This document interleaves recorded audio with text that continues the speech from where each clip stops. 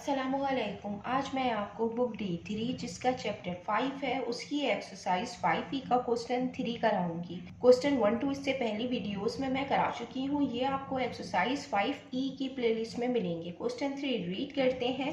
The vertices of triangle ABC are at A-1, -3, B 2, 3 and C k plus 5, k. Find the value of k if AB is perpendicular to BC. Question में हमें triangle के ABC vertices given है, इनके coordinates given है। Question में हमें given है कि अगर AB परपेंडिकुलर है BC के तो k की वैल्यू हमें फाइंड करनी है। k की वैल्यू हम इस तरीके से फाइंड करेंगे कि यहाँ पे हमें दिया हुआ है since AB perpendicular to BC।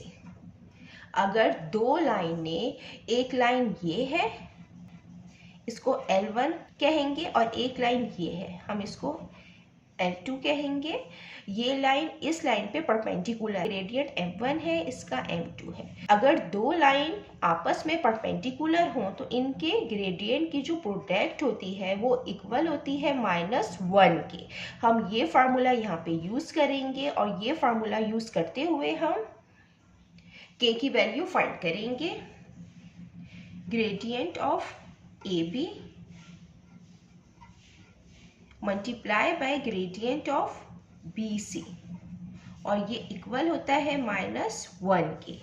और जो ग्रेडियंट का फार्मूला है वो होता है y2 minus y1 upon x2 minus x1 multiply by इसका भी y2 minus y1 x2 minus x1 is equal to -1। ये ए बी के जो हम पॉइंट यहाँ पे रखेंगे, ये ए बी के कोऑर्डिनेट्स हम यहाँ लिख लेते हैं। ये -1, -3 है, ये बी के हैं 2, 3। यहाँ पे जो BC के कोऑर्डिनेट्स हम यूज करेंगे 2, 3 और यहाँ पे C के कोऑर्डिनेट्स हम यूज करेंगे k + 5, k। इनके कोऑर्डिनेट्स को हम नाम दे देते हैं, ये x1 है, ये y1 है, ये x2 है, ये y2 है। इसी तरह हम इनको नाम दे देंगे, ये x1 है, ये y1 है, ये x2 है और ये y2 है। ये हम फार्मूले में पुट करेंगे। यहाँ पे y2 3 है और y1 यहाँ पे -3 है। यहाँ पे जो x2 है वो 2 है और जो x1 है वो है -1। इसी तरीके से जो B और C के पॉइंट्स हम यहाँ पे कोऑर्डिनेट्स पुट करेंगे। यहाँ पे जो y2 है वो k है और जो y1 है वो 3 है और x2 है k + 5 और x1 है 2 is equal to -1। 3 minus plus 3, 2 minus plus 1 multiply by k -3 k plus minus -5 -2 3 plus 3 आएगा इज इक्वल टू -1। 3 + 3 6, 2 + 1 3 आएगा। 6 जो है ये इस k -3 से मल्टीप्लाई होगा। 3 जो है ये k + 3 से मल्टीप्लाई होगा इज इक्वल टू -1।